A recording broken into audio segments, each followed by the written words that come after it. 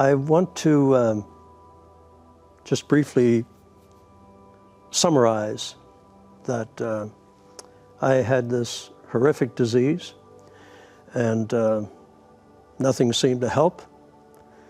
I ended up on significant pain medication. And one evening, alone in my truck, facing the setting sun, I died. And it was at this point that the truly incredible part of my journey began. And so I'd like to share with you the feeling of dying. I think since the beginning of time, since we literally crawled out of caves, mankind has feared the unknown. What lies beyond the darkness? What is out there? What dreadful or wonderful thing awaits us? I now know what awaits us.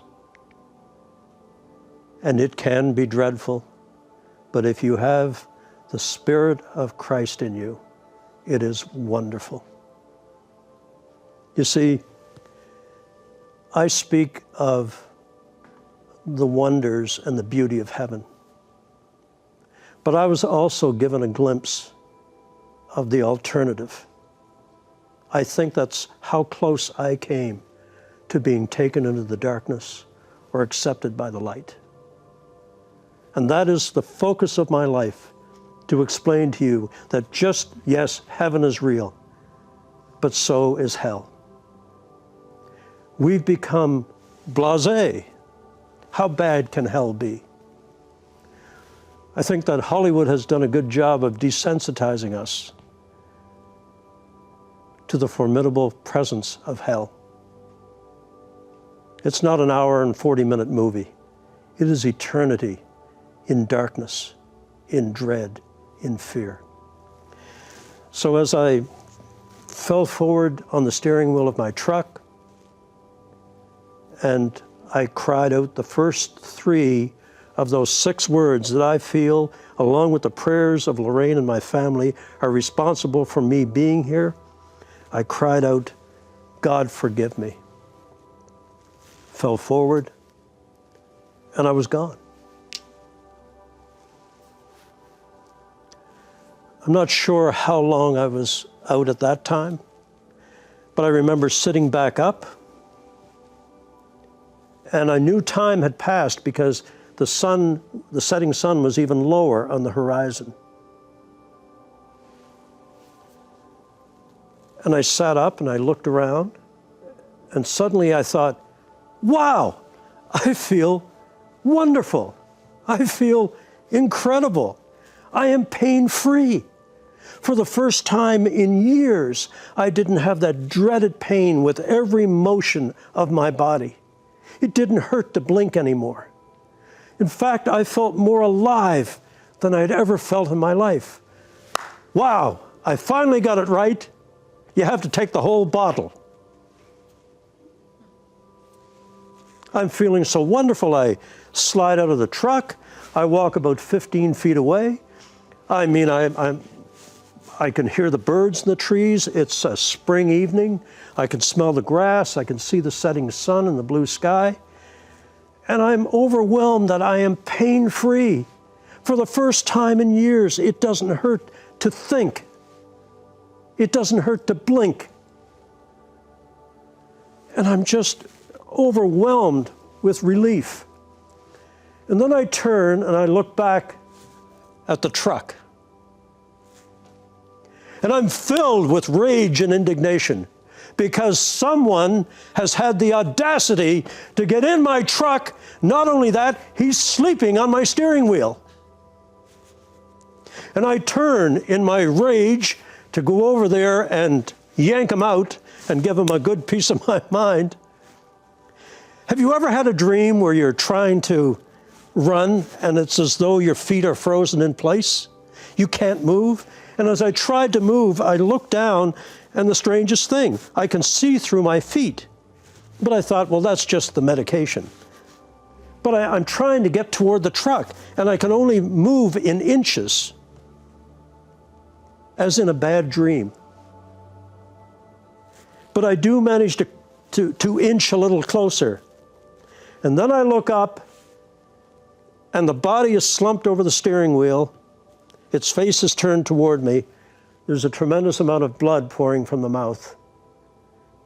I can't begin to tell you the momentous realization that the body I'm looking at in that truck is me. It is me. And yet I'm standing here feeling more alive than I had ever felt in my life. And I am absolutely dumbfounded, stupefied. How can this be? And then the realization strikes me that I have died. I've passed. And I'm filled with this panic that I've got to get over there. If I could just get over there and get back in my body, everything would be okay. But everything was not okay. And as I struggled to get back to the truck, to get into my body, I remember noticing that, in fact, the truck door was closed. I didn't remember closing it. And it's locked from the inside. I had slid right through the door of the truck. And I'm standing looking at my dead body. And a feeling of panic spread through me.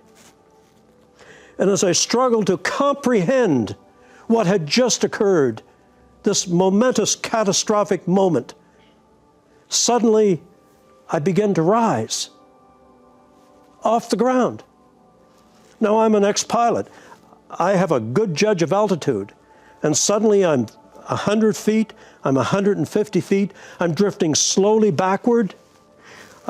I'm drifting over the truck, but I'm rising at the same time. I can look down in the bed of the truck. I can see my toolbox. I can look through the rear window of the truck and see myself, my body, my dead body, slumped over the steering wheel.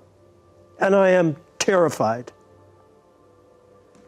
I'm beginning to pick up speed, and suddenly I'm at 800 feet, 900 feet. I look out around, I can see the surrounding countryside. And when I got to about between 1,300, 1,500 feet, I tilted my head back, I look up at the sky, and there it was. This enormous golden circle, like a wedding ring, in the sky, about 60 feet in diameter, shimmering. The center filled with a golden light, and then the light swung inward, revealing a tunnel. And how many times have you heard of the tunnel of light from people who have had near-death experiences? And as I'm gazing in wonderment and fear at this opening, and again, as a pilot, I'm a good judge of speed. I've flown some fast aircraft and some fast cars. And suddenly, as though I was jet propelled, my body's just accelerates immediately, and I'm entering at tremendous speed into this tunnel of light. And it was as though the stars were streaming by me, and yet it was enclosed, but light was streaming by me. I mean, I know I was doing in excess of Mach 1. And yet the most amazing thing, typically when you have that sensation of speed, you have a sensation of wind in your face and in your hair, and you hear the rushing of the wind. Here I was traveling at the speed of God's light, not man's light, God's light, through this incredible tunnel of light. And yet, no sound, no wind, absolute silence. And I am terrified. But in my terror, I've always been a guy that was very particular. I remember details of just about everything I've ever experienced. I was a good pilot because I was detail-oriented. And although one part of me was terrified, there was an analytical part of me that was absorbing everything that was going on around me. And I could see it was like golden clouds inside, but they were more solid than cloud. But the tunnel seemed to go to an infinite distance. And yet there was a golden light at the end. And I was picking up this tremendous speed. My body was suspended back about 45 degrees. And I am just astonished at the speed that I'm going. I can't put a time on it, but it was very rapid. Suddenly I began to decelerate. I come upward and I'm standing. And I'm facing, and I still don't know whether to call it an entrance or an exit. I truly don't know. A portal, maybe? It's covered in a mist. And here is where the journey begins, truly begins. I had the sensation that the tunnel had closed behind me, and I had no option but to go forward. It's covered in mist, but I can sense it's a doorway. And as you would stepping into someplace unfamiliar that you can't see, I put my right foot out and felt, and there was, although it was covered in mist, I could sense it was a flat surface. And then I brought the other foot out, and the instant my other foot stepped down, I became aware of something. I looked down, the mist parts, and I'm standing on the most incredibly beautiful green grass you could ever imagine. I now know where the saying comes from, the grass is always greener on the other side. It comes from heaven, because this grass just wasn't green. It had a light. Every blade of grass exuded a light, the most beautiful light I had ever seen. And as I took my first tentative steps on the ground of heaven, as I pressed forward, light rippled out from the front of my foot in all directions. With every step I took on that beautiful, heavenly lit grass, light. And I'm fascinated by it, absolutely fascinated. And I look up, the mist parts even more, and it is as though a median line has been drawn in front of my vision. And to the right, there's this incredibly beautiful, beautiful field, pasture, as though it were early morning, as though you had gotten up at 5 o'clock in the morning, and you see the mist hanging over the fields, and here and there, peeping out of this mist, beautiful colored flowers. The mist continued up into the sky. Now, we as pilots call it ground effect. So there was this beautiful ground effect, and I was stunned by the beauty and the light. And although the mist traveled upwards, there was a brightness behind the mist. And you just, as you would see here on earth on an early morning, and you just know it's the beginning of another beautiful day. And then I turned, and on the other side of this median line, that beautiful green grass that I saw turned from brilliant green to brown to scorched to black. And then the ground dropped off to my left in a deep chasm. I've walked in the Alps. A chasm is a vertical, deep, we would call it a canyon in North America, but it comes down and it's very deep. And the walls of this were shiny, black, like coal. And the contrast was so different that I leaned to the left and I looked down into this pit. And the instant I did, suddenly I saw a dull red glow deep in this pit. At the same time, I heard something truly strange, as though two massive steel or iron doors that had not been opened for a long time were screeching open on hinges that protested greatly as they were forced open, the screeching of the gates of hell. And as I'm looking in morbid fascination at this dull red glow coming from behind those massive gates or doors, suddenly something began to emerge from those doors. And at the same time, I was assailed with the most horrific smell, a smell of decay, of things long dead, of things that should never see the light of day. And I was instantly filled with dread. Dread. Because coming out of this entrance through those gates, those doors, was a creature beyond description. Its body seemed to be comprised of this rolling mass of black cloud, but it was denser than cloud. It was denser than a London fog. It had a form, and yet it was shape-shifting. And the hair stands up on my neck as I tell you of this, because it crept out and then slowly moved its head and peered up at me. Those hideous eyes, burning like coals. And then slowly but purposely, I saw emerging from the cloud that surrounded it, this long claw. And it was enormous. And slowly but surely, it began to climb its way up those coal black rocks toward me.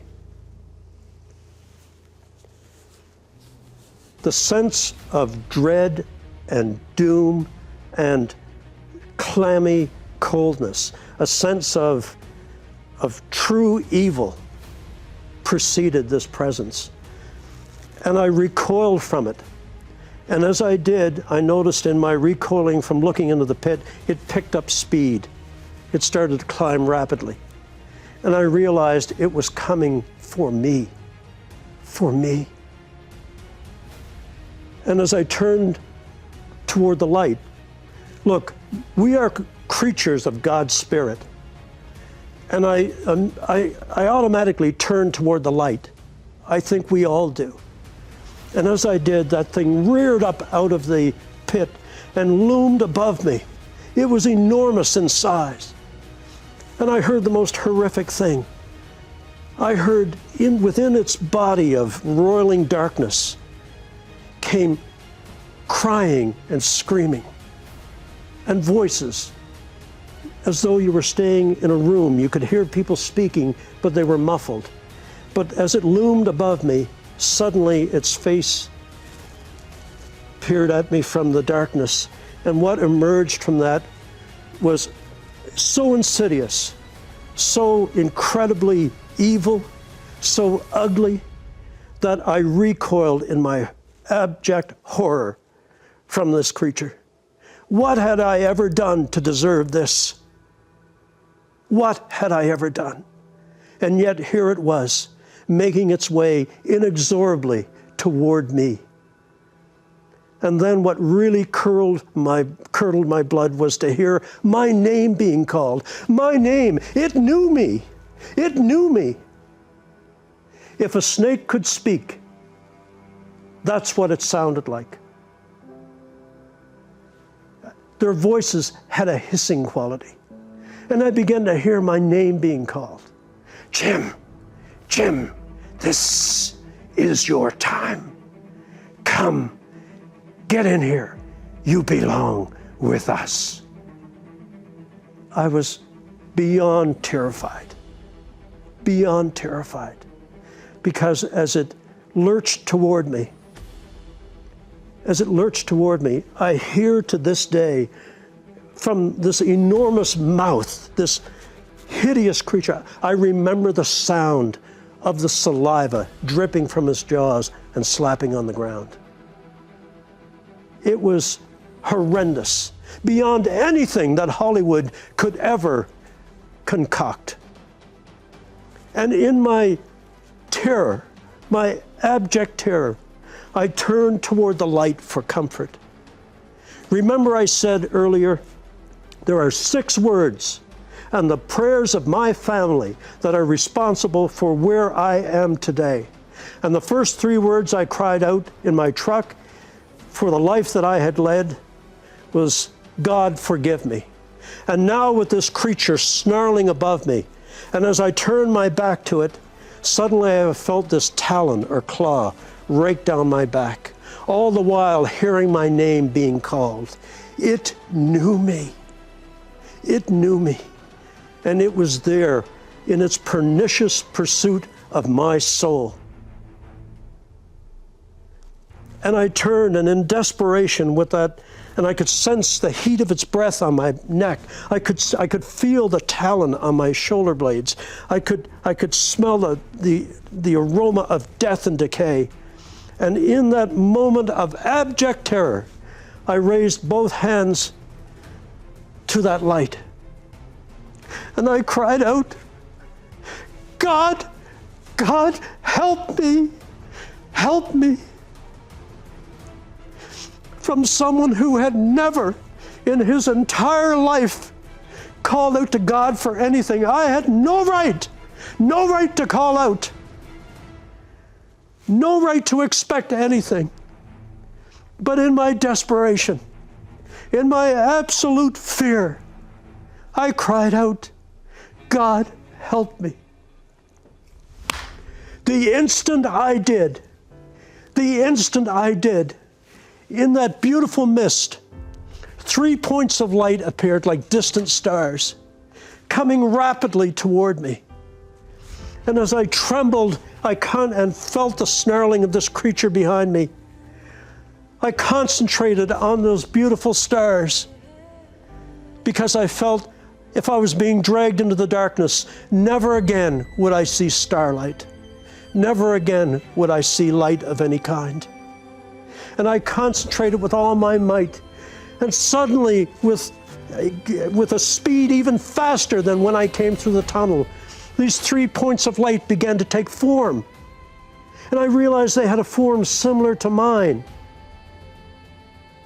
And I remember thinking this and trying to concentrate on the light to avoid the darkness behind. I remember thinking, are these angels? Are these angels? And yes, they were. They were. God had heard the cry of a man who had never in his entire life honored or believed in him, and had sent 3 of his guardians to save me from the darkness. And concentrating on the beauty of these creatures as they formed and they came toward me, they came in at tremendous speed. And this beautiful white light preceded them. And as that white light washed over me and went behind me and struck that darkness, that creature shrieked and screamed in pain and scrambled backwards like a rat running for its hole. Darkness and evil cannot exist in the light of God. It simply cannot live in the light of God. And if you have the Spirit of God in you, darkness cannot touch you. I learned the lessons of a lifetime in a split second. If you have God in your life, you can fear nothing. You have no fear. You fear nothing. Because your spirit is part of God's spirit. And with the creature rolling down like a rat running for a hole, I concentrated on these incredible beings coming toward me. I guess it's the pilot in me, but as they were coming in so rapidly, I was concerned they were going to overshoot the runway.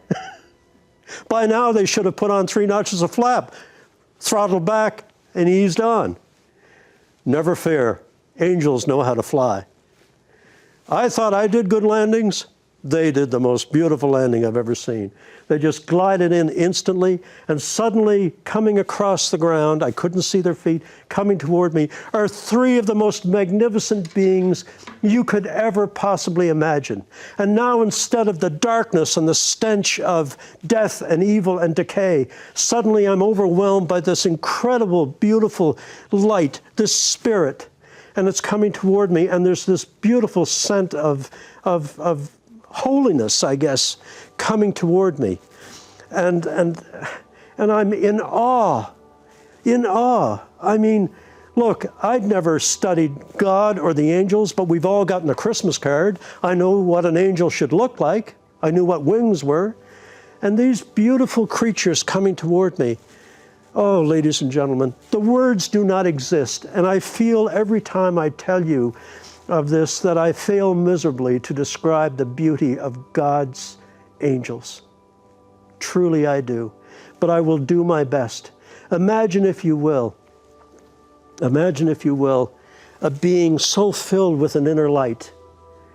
And it wasn't, I used to call it a white light, but it's not a color. It's, I think, my co-author, Dr. Tom Gardner, put it best. It was a fullness of glory that I was seeing. But I was trying to interpret it as a color. But it was a fullness of glory. And as they're coming toward me, they're tall. They're really large. But this sense of gentleness and peace and love, and that they were there to protect me, to keep the darkness from ever coming near me again. And so here I am watching these three magnificent creatures glide toward me. The first one, 10 feet tall, the second one about 13 feet tall, and coming behind him, a massive angel who I later found out was a warrior angel who had come to do battle with the darkness, and the darkness had run in fear from the light of the warrior angels. It was the most exquisite, wonderful realization, my first realization that the promises of God are real. His angels protect us. His angels protect us. And as they glided toward me, I had this sense that never again would I ever fear anything. I'm looking forward so much to describing the angels to you in detail.